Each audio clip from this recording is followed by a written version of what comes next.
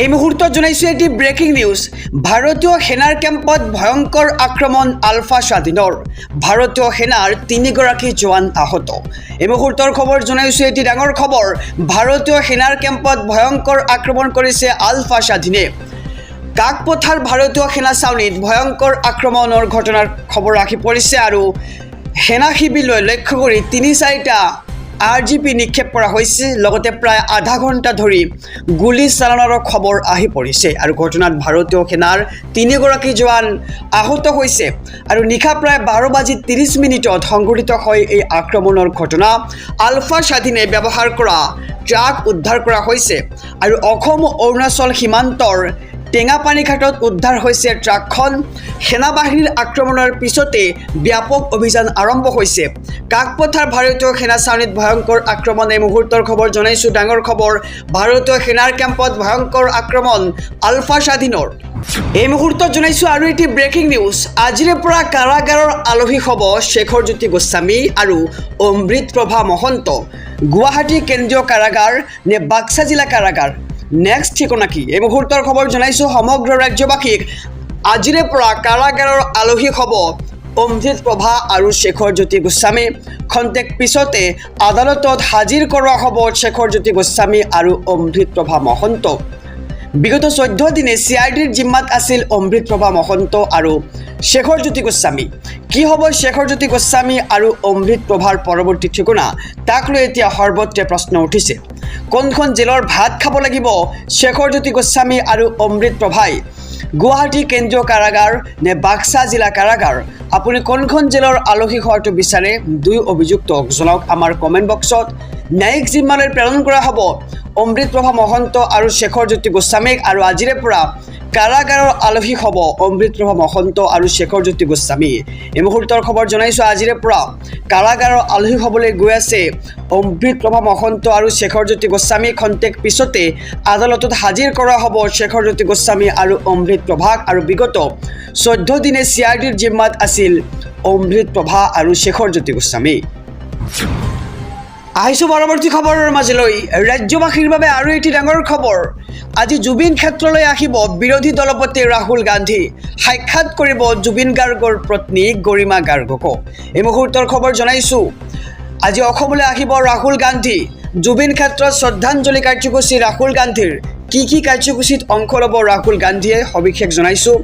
দিনৰ প্ৰায় 2 বজাত বৰঝাৰ বিমানবন্দৰত উপস্থিত হ'ব কংগ্ৰেছৰ যুৱৰাজ ৰাহুল গান্ধী আৰু বিমানবন্দৰৰ পৰা পোনে সোণাপুৰৰ জুবিন ক্ষেত্ৰলৈ যাব ৰাহুল গান্ধী আৰু সোণাপুৰত প্ৰাণৰ জুবিনক শ্ৰদ্ধাঞ্জলি অৰ্পণ কৰিব ৰাহুল গান্ধীয়ে আৰু সোণাপুৰৰ পৰা পোনে জুবিনৰ কাহিলীপাৰাৰ বাসগৃহলৈ যাব ৰাহুল গান্ধী আৰু জুবিন গাৰ্গৰ পৰিয়ালক সাক্ষাৎ কৰি অসমৰ পৰা উভতিব ৰাহুল গান্ধী। মুহূৰ্তৰ খবৰ জনাইছো সদৌ সাংসদ গৌৰৱ গগৈয়ে জনালে ৰাহুল গান্ধীৰ অসম যাত্ৰাৰ বিষয়ে আৰু আজি অসমলৈ আহিব বিৰোধী দলপতি কংগ্ৰেছৰ বিৰোধী দলপতি ৰাহুল গান্ধী আৰু আজি অসমলৈ আহিব ৰাহুল গান্ধী। জুবিন ক্ষেত্ৰত শ্ৰদ্ধাঞ্জলি কাৰ্যসূচী ৰাহুল গান্ধীৰ।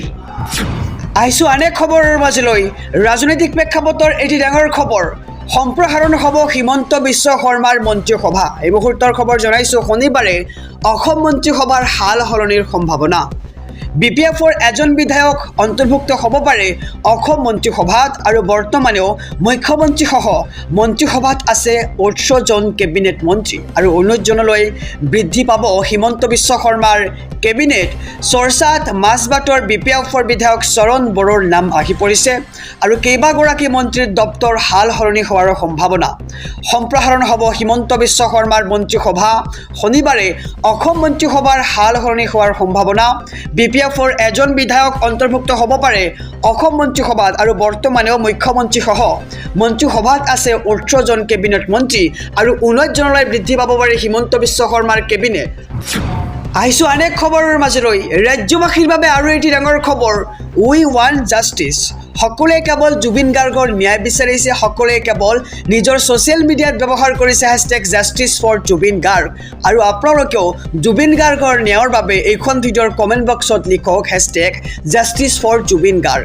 ৰাজপথত ছাত্ৰ সমাজৰ উত্তাল প্ৰতিবাদ, কেৱল জুবিন গাৰ্গৰ ন্যায় লাগে। এই মুহূৰ্তৰ খবৰ জনাইছো ৰাজপথত ছাত্ৰ সমাজৰ উত্তাল প্ৰতিবাদ, জুবিন গাৰ্গৰ ন্যায়ৰ বাবে জুবিন গাৰ্গৰ ন্যায় বিচাৰি জিইউ শিক্ষাৰ্থীৰ প্ৰতিবাদ আৰু জালুকবাৰীৰ ২৭ নং ৰাষ্ট্ৰীয় ঘাইপথ অৱৰোধ শিক্ষাৰ্থীৰ আৰক্ষীৰ সৈতে হতাহতি শিক্ষাৰ্থীৰ ৰাজপথত টায়াৰ জ্বলাই প্ৰতিবাদ শিক্ষাৰ্থীৰ আৰু উই ৱান্ট জাষ্টিছ ধ্বনিৰে উত্তাল প্ৰতিবাদ মৰমৰ শিল্পীগৰাকীক ন্যায় দাবীৰে প্ৰতিবাদ শিক্ষাৰ্থীৰ ৰাজপথত ছাত্ৰ সমাজৰ উত্তাল প্ৰতিবাদ দেখিবলৈ পোৱা গৈছে আৰু জুবিন গাৰ্গৰ ন্যায় বিচাৰি জিইউ শিক্ষাৰ্থীৰ প্ৰতিবাদী কাৰ্যসূচী জালুকবাৰীৰ ২৭ নং ৰাষ্ট্ৰীয় ঘাইপথ অৱৰোধ শিক্ষাৰ্থীৰ সমগ্ৰ ৰাজ্যবাসীৰ বাবে এটি ডাঙৰ খবৰ বিগ ব্ৰেকিং নিউজ নৱেম্বৰ মাহৰ পিছতহে জুবিনৰ ঘটনাৰ চাৰ্জশ্বিট দাখিল কৰিব SIT ঘোষণা কৰিছে ৰাজ্যৰ মুখ্যমন্ত্ৰী ডক্টৰ হিমন্ত বিশ্ব শৰ্মাই এই মুহূৰ্তৰ খবৰ জনাইছো সমগ্ৰ ৰাজ্যবাসীক ডাঙৰ খবৰ আহি পৰিছে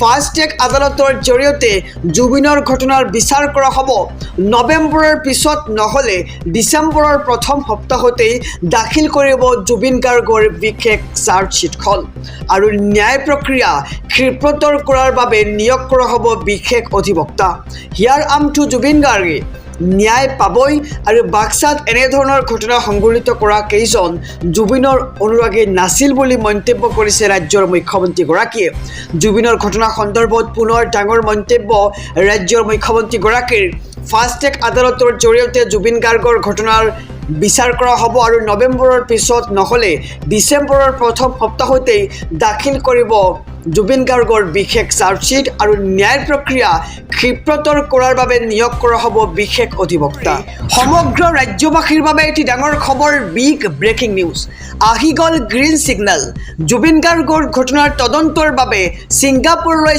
যাবলৈ সাজু হৈছে SIT হয় ঠিকে শুনিছে আহি গ'ল গ্ৰীণ ছিগনেল জুবিন গাৰ্গৰ ঘটনাৰ তদন্তৰ বাবে ছিংগাপুৰ যাবলৈ সাজু হৈছে SIT আৰু এক্স হেণ্ডেল যোগে জনালে ৰাজ্যৰ মুখ্যমন্ত্ৰী ডক্টৰ হিমন্ত বিশ্ব শৰ্মাই এই মুহূৰ্তৰ খবৰ জনাইছো সমগ্ৰ ৰাজ্যবাসীক 20 অক্টোবৰত ছিংগাপুৰলৈ যাব অসম আৰক্ষীৰ এটা বিশেষ দল SITৰ সৈতে ছিংগাপুৰ আৰক্ষীৰ হ'ব এক বিশেষ বৈঠক আৰু 21 অক্টোবৰত ছিংগাপুৰত SITৰ সৈতে ছিংগাপুৰ আৰক্ষীৰ বৈঠক SITৰ মুৰব্বী মুন্না প্ৰসাদ গুপ্তাৰ নেতৃত্বত ছিংগাপুৰলৈ যাব অসম আৰক্ষীৰ এটা বিশেষ দল আৰু জুবিন গাৰ্গৰ মৃত্যুৰ তদন্তৰ সন্দৰ্ভত ছিংগাপুৰলৈ যাব SIT অসমৰ মুখ্যমন্ত্ৰী ডক্টৰ হিমন্ত বিশ্ব শৰ্মাৰ বৈঠকৰ পিছতেই ছিংগাপুৰ চৰকাৰে SITক ছিংগাপুৰ যোৱাৰ বাবে দিয়ে অনুমতি আৰু বুধবাৰে বৈদেশিক পৰিক্ৰমা মন্ত্ৰী S জয়শংকৰ আৰু ছিংগাপুৰ উচ্চায়ুক্তৰ হৈছিল বৈঠক আৰু উচ্চায়ুক্তৰ সৈতে অসমৰ মুখ্যমন্ত্ৰীৰ বৈঠকৰ পাছতেই ছিংগাপুৰ চৰকাৰে SITক ছিংগাপুৰ যোৱাৰ অনুমতি দিয়ে আৰু এক্স হেণ্ডেল যোগে ঘোষণা কৰিছে ৰাজ্যৰ মুখ্যমন্ত্ৰী ডক্টৰ হিমন্ত বিশ্ব শৰ্মাই এই মুহূৰ্তৰ খবৰ জনাইছো এক ভাল খবৰ কিয়নো এবাৰ SITৰ দলে ছিংগাপুৰত গৈ তদন্ত কৰিব জুবিন গাৰ্গৰ মৃত্যুৰ সেই ঘটনাৰ আৰু 20 অক্টোবৰত ছিংগাপুৰলৈ যাব অসম আৰক্ষীৰ এটা বিশেষ দল SITৰ সৈতে ছিংগাপুৰ আৰক্ষীৰ হ'ব বিশেষ বৈঠক আৰু 21 অক্টোবৰত ছিংগাপুৰত SITৰ সৈতে ছিংগাপুৰ আৰক্ষীৰ বৈঠক আৰু 21 অক্টোবৰত ছিংগাপুৰত SITৰ সৈতে ছিংগাপুৰ আৰক্ষীৰ বৈঠক আৰু SITৰ মুৰব্বী মুন্না প্ৰসাদ গুপ্তাৰ নেতৃত্বত ছিংগাপুৰলৈ যাব অসম আৰক্ষীৰ দল